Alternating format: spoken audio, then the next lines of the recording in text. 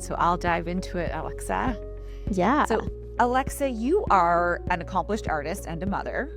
Yes. So we're going to talk about both, but let's start by talking about what it means to be a woman in art, because we know, and you're living this, that there's been efforts to redress the problem of women still underrepresented in art. And this underrepresentation, you understand the issue, is both lack of female artists in collections. I think the national average is something like 87 artists in museums.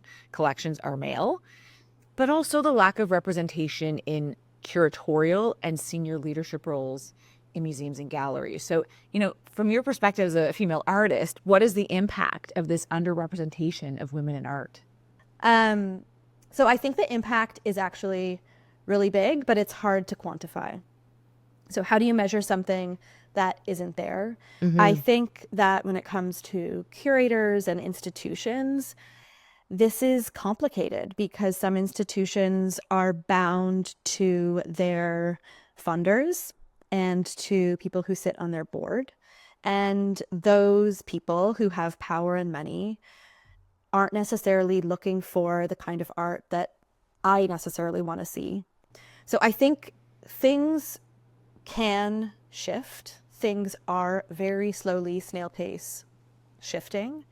My personal experience as an artist and a woman, is I feel like I'm a little bit in a bubble because I am in a mother artist collective, Right. where all women, all of my friends most of my friends who are artists are women.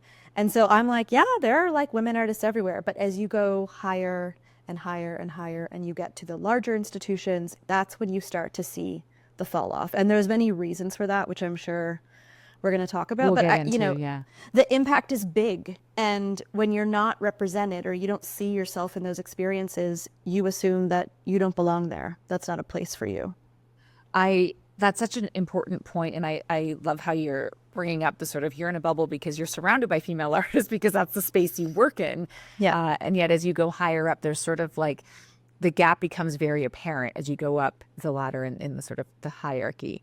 Many female artists have called attention to this. This is not a new phenomenon. I appreciate how you're pointing out because it's true. Slow progress is being made. It's just very slow going. But, probably in the popular imagination is the group like the infamous Guerrilla Girls, this anonymous intersectional feminist arts collective from the 1980s, right? They were exposing gender and ethnic bias and corruption in art, film, all the stuff. How do you see that legacy continuing today? These artists that started these conversations in a big way, how do you see that legacy playing out today? Well, the Guerrilla Girls are amazing. But yeah, that was the 80s. That was like a long time ago now. I was born in the 80s.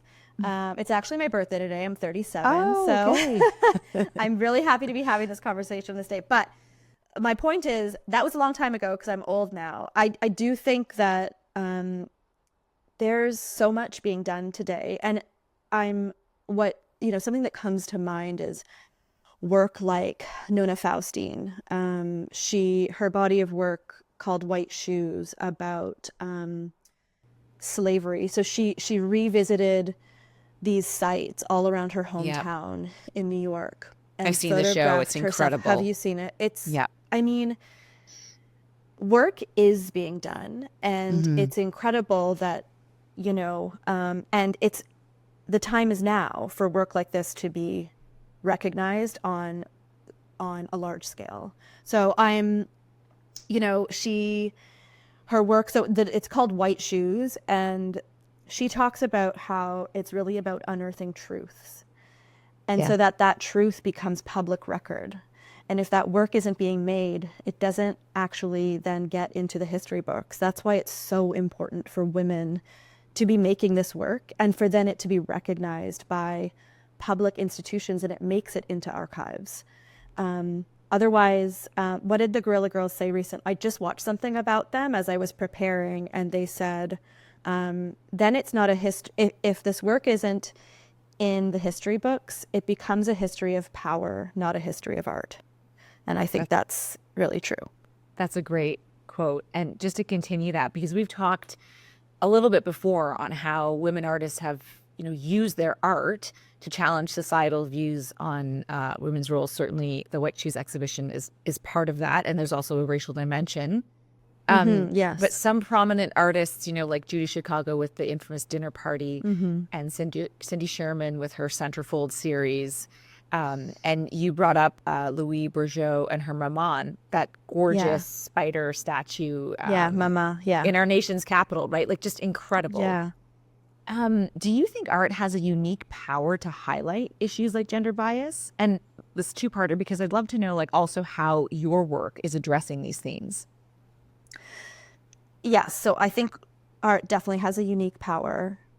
I mean, my past is actually, I was a city employee for the city of Ottawa in our nation's capital. And then I moved into working as an artist and as a photographer. And I can say the freedom I feel to be able to make art and have conversations like this is really powerful. Nobody can tell you when you're making something, oh, that isn't what happened. That's not real. Yeah. You're completely free of that kind of judgment or somebody telling you that your truth isn't your truth. Judy Chicago has an amazing quote that I reference a lot actually in my work, because a lot of my work currently, since 2021, my current body of work is about birth. And Judy Chicago says, truth is found in the ignored and the forgotten and the left out. And I think that's really true. And art is such a perfect place to highlight those things. And then, about my own work, my current body of work has been about birth.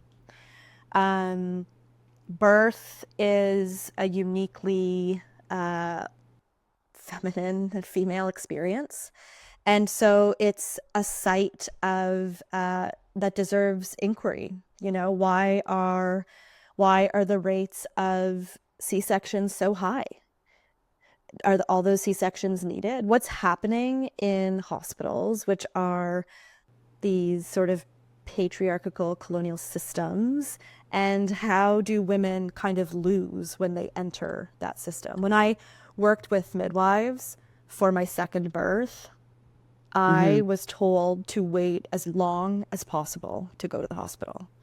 My chances of having a vaginal birth decreased the second I stepped into the hospital because of the poking and prodding. Right. I mean, these are really powerful statistics.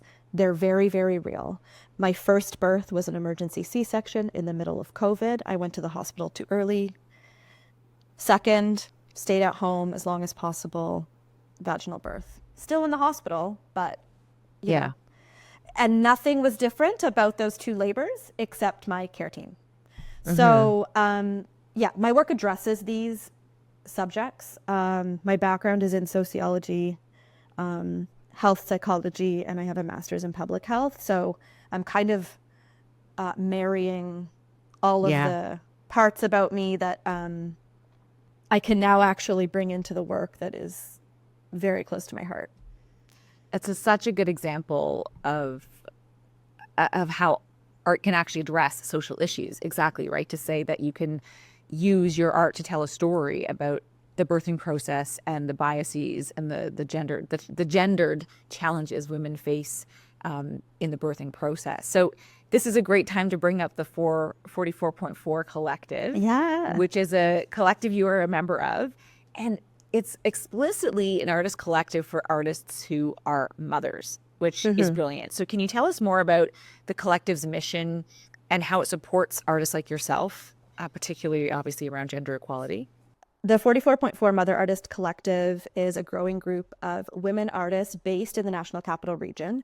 We share knowledge, we support creative self-actualization, and we also empower self-advancement when it comes to our art careers. So we currently are a group of 10. We're onboarding 4 new members. Congratulations. Thank you. We're so excited. So we're going to onboard them sort of slowly over the next few months. And then in 2025, we'll hit the ground running. We have a show coming up. So we exhibit together. That's one of our main sort of activities. Over the last few years, we've been pretty busy with a show, an exhibition every year. So we have a show coming up at the City Hall Art Gallery in March 2025 called, oh, I'm forgetting the name. Of course I am. Well, you should come see it anyways. It's going to be really good. We all are going to participate in it. Everybody has a different medium, which is really, really cool. So we're not all working in the same type of medium. And not everybody's work actually addresses motherhood. We are mothers, so we hold the identity of mothers. Right. But the work that we're making isn't always about motherhood. That's not a necessary thing for the work to be about.